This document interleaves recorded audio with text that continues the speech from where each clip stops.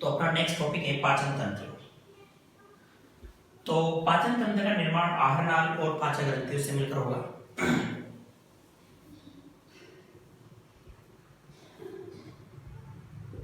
आहार नाल और पाचक ग्रंथियां, आहार नाल और पाचक ग्रंथियां मिलकर पाचन तंत्र बनाएंगी।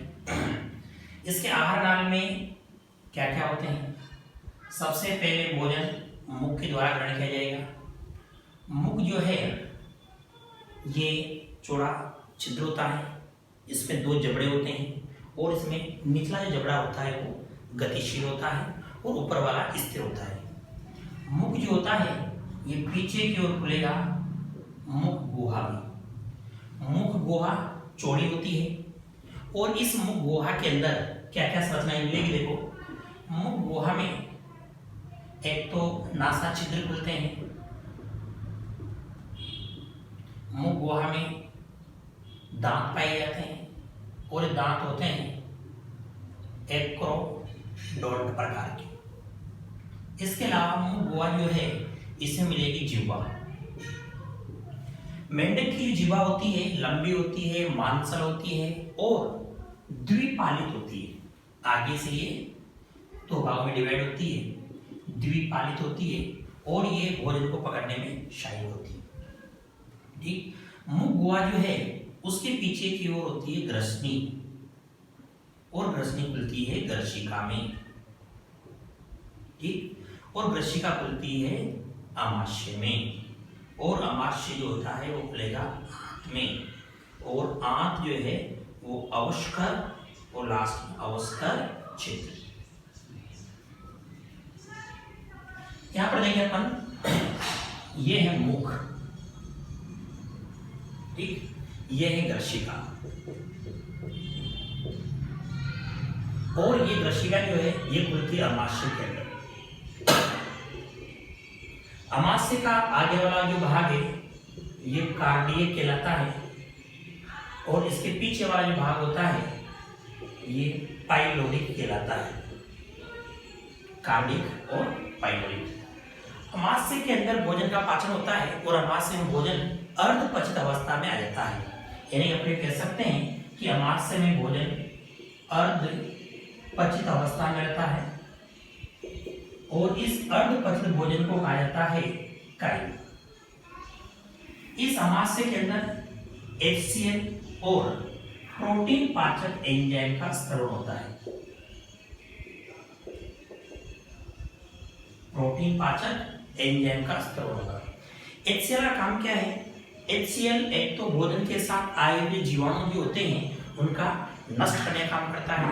इसके अलावा जो निष्क्रिय एंजाइम होते हैं उन निष्क्रिय एंजाइमों को भी HCl सक्रिय कर देता है। जैसे पेप्सिनोजन जो एंजाइम होता है उस पेप्सिनोजन एंजाइम को HCl पेप्सिन में बदल देता है।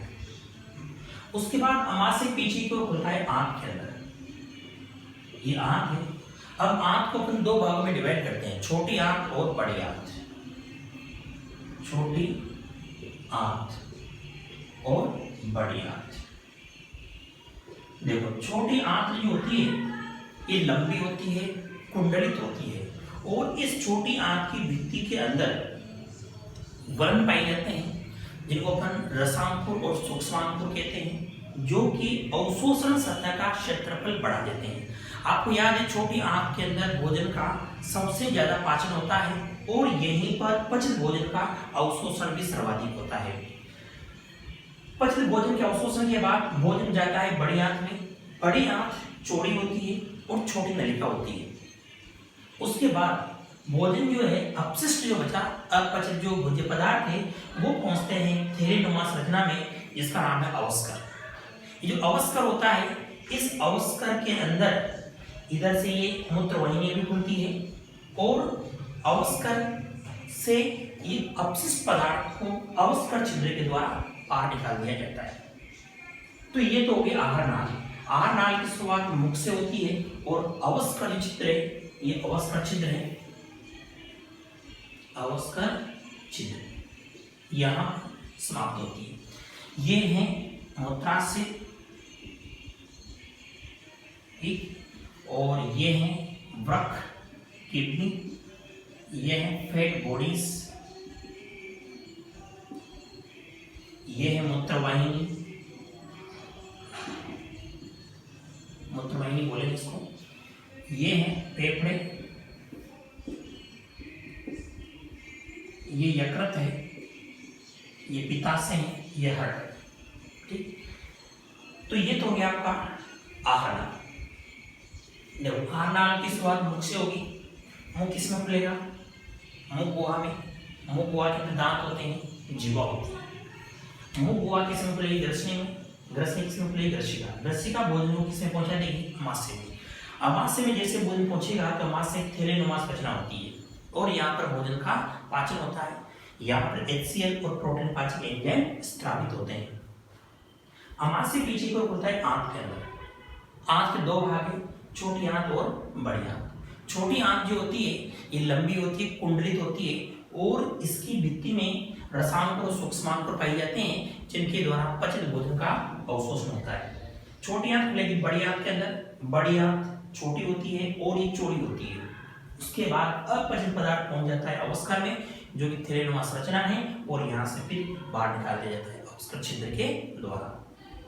अब अपन देखते हैं पाचक ग्रंथियां कौन कौन सी मिलेगी। तो मेंढक के अंदर दो पाचक ग्रंथियां हैं, यकृत और अग्नाशय। यकृत और अग्नाशय। सबसे पहले अपन देखते हैं यकृत, लीवर। ठीक, यकृत में पित्त का संश्लेषण होता है।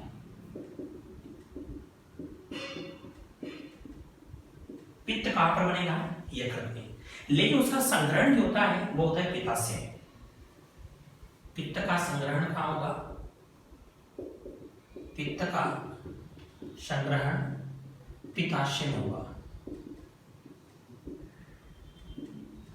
ये पित्ताशय में पित्त बनता है यकृत में, लेकिन संग्रहण कहां होता है? पित्ताशय के अंदर।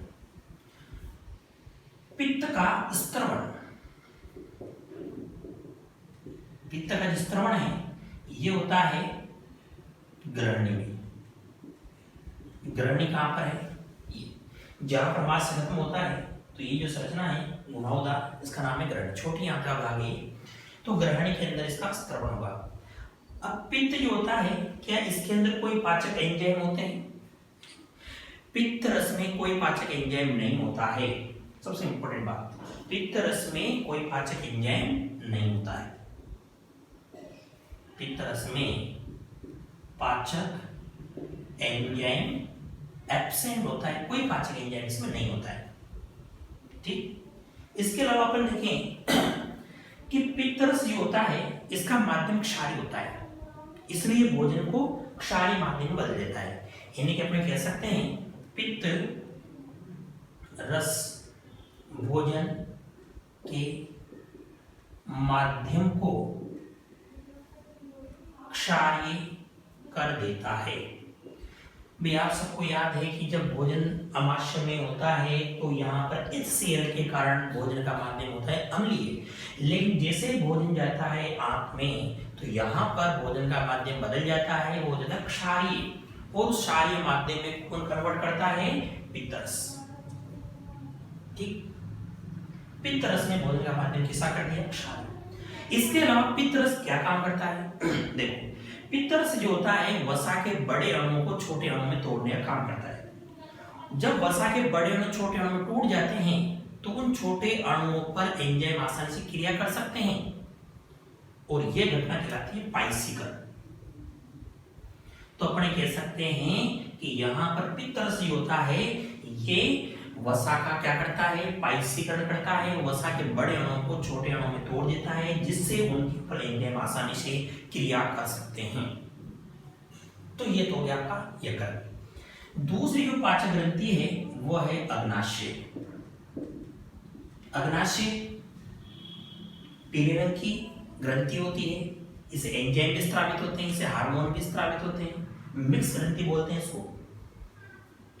अग्नाशय के द्वारा पूर्ण पाचक रस स्रावित होता है जिसके अंदर प्रोटीन पाचक एंजाइम ट्रिप्सिन, इसके अलावा स्टार्च पाचक एंजाइम एमाइलोट्रिप्सिन, वसा पाचक एंजाइम एमाइलेज लाइपेज उपस्थित होते हैं।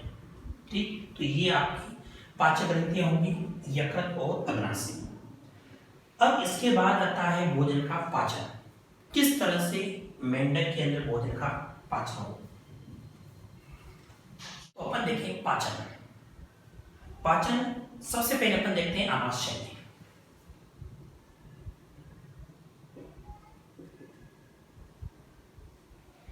तो आमाशय के अंदर HCl का स्त्रवण होता है। आमाशय के अंदर HCl का स्त्रवण होता है। ठीक, इसके अलावा आमाशय के अंदर प्रोटीन पाचक एंजाइम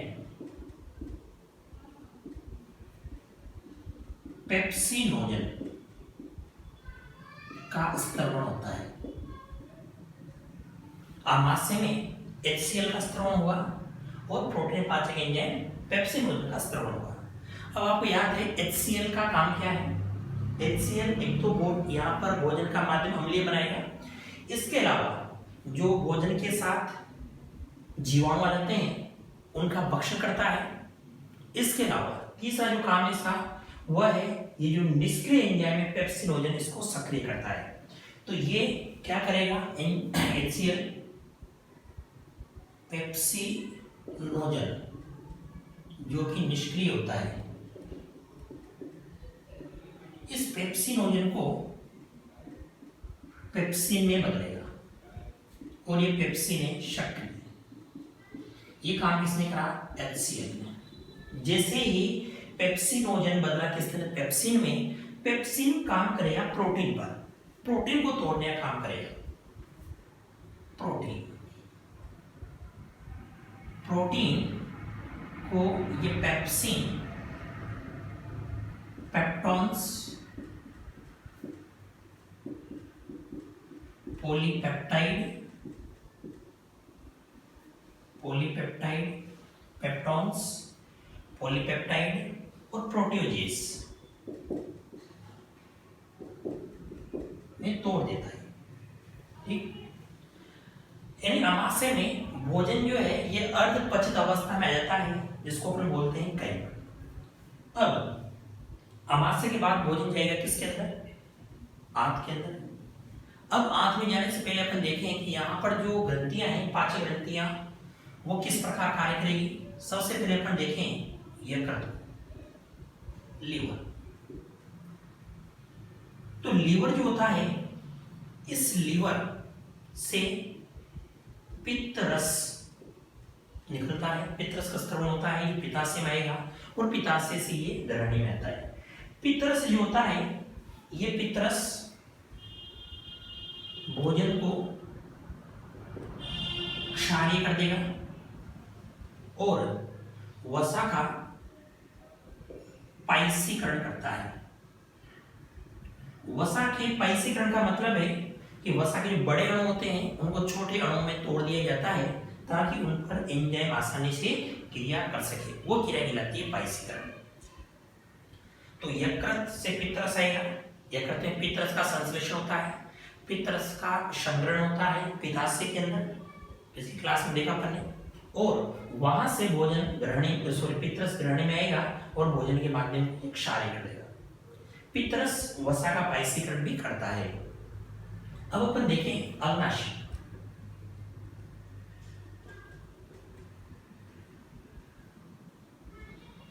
तो अग्नाशय जो होता है, इस अग्नाशय से पूर्ण पाचक रस, अग्नाशय रस का स्त्रवण होगा। अग्नाशय रस का स्त्रवण होगा और ये अग्नाशय जो रस है यह पूर्ण पाचक होता है। इन भोजन का पूरी तरह से क्या कर देगा? पाचन कर देगा। इसमें निम्न एंजाइम होते हैं। कौन कौन से एंजाइम होते हैं? देखो, सबसे पहले अपन देखते हैं ट्रिप्सिन। और ट्रिप्सिन का काम क्या है? ट्रिप्सिन जो एंजाइम होता है, ये जो अमाशय के अंदर भी अपने प्रोटीन को तोड़ा, किसके अंदर? पेप्टॉन्स, पॉलीपेप्टाइड और प्रोटीओजेज। ट्रिप्सिन इनको तोड़ देगा अमीनो अम्लों के अंदर। और आपको याद है, अमीनो अम्ल जो है ये प्रोटीन की सबसे छोटी इकाई है, यानी कि अमीनो अम्लों से ही मिलकर क्या बनती है? प्रोटीन। तो अग्नाशय रस ने प्रोटीन्स, जो पेप्टॉन्स है, पॉलीपेप्टाइड है, प्रोटीओजेज है, इनको किसने तोड़ दिया? अमीनो अम्लों के अंदर तोड़ दिया। इसके अलावा देखो दूसरा जो एंजाइम है एमाइलोट्रिप्सिन। एमाइलोट्रिप्सिन, ये एमाइलोट्रिप्सिन एंजाइम क्या करता है? ये कार्य करता है स्टार्च पर, और स्टार्च पे तोड़ता है माल्टोज में। ठीक, ऐसे लाइपेज जो एंजाइम होगा ये क्रिया करेगा वसा पर, और ये वसा को तोड़ देगा वसीय अम्ल व ग्लिसरॉल में। तो अग्नाशय रस पूर्ण पाचक रस होता है, इसमें ट्रिप्सिन, एमाइलोट्रिप्सिन और लाइपेज एंजाइम होते हैं, और ये भोजन का पाचन कर देगी। अब इसके बाद आंत्र जो है, ये तो पाचक ग्रंथियों से आने वाले एंजाइम हो गए। अब अपन देखें आंत्र से कौन कौन से एंजाइम स्रावित होते हैं।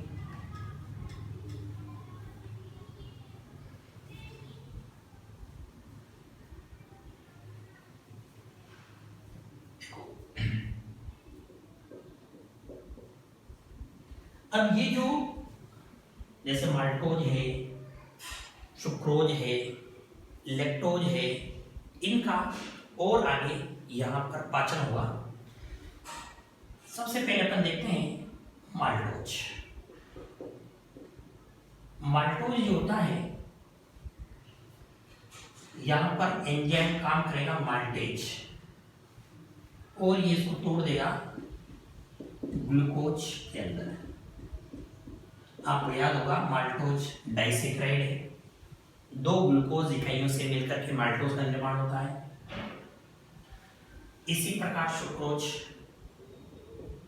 सुक्रोज पर एंजाइम क्रिया करेगा सुक्रेज, और ये ग्लूकोज व फ्रक्टोज में टूट जाता है। सुक्रोज भी डाइसेक्राइड है जो ग्लूकोज और फ्रक्टोज से मिलकर बनता है। इसी प्रकार लैक्टेज एंजाइम काम करेगा इस पर, और ये भी ग्लूकोज प्लस गैलेक्टोज में टूट जाता है। ये भी डाइसेक्राइड। ठीक, इसी प्रकार लाइपेज एंजाइम में काम करेगा यहाँ पर, और ये भी वसा को वसीय अम्ल व ग्लिसरॉल में तोड़ देता है। इस प्रकार से पूरी तरह से पाचन यहाँ पर हो चुका है। अब छोटी आंत के अंदर पूरा पाचन हो गया। पाचन होने के बाद अधिकतम जो अवशोषण है वो भी छोटी आंत के अंदर ही रहता है। तो अपन देखें अगला टॉपिक, अवशोषण व बहिक्षेपण। बहिक्षेपण आपसे सुबार निकाला तो पचित भोजन का सर्वाधिक अवशोषण कहाँ पर होता है? छोटी आंत। ठीक, फिर अपचित भोज्य पदार्थ जो होते हैं ये पहुंच जाते हैं कहाँ पर? अवस्कर में, और अवस्कर इनको अवस्कर छिद्र से बाहर निकाल देता है। ठीक, तो ये हो गया आपके पचित भोजन का अवशोषण और अपशिष्ट को बाहर निकालना। और इसी के साथ आपका ये पाचन तंत्र जो है ये कंप्लीट हो गया है।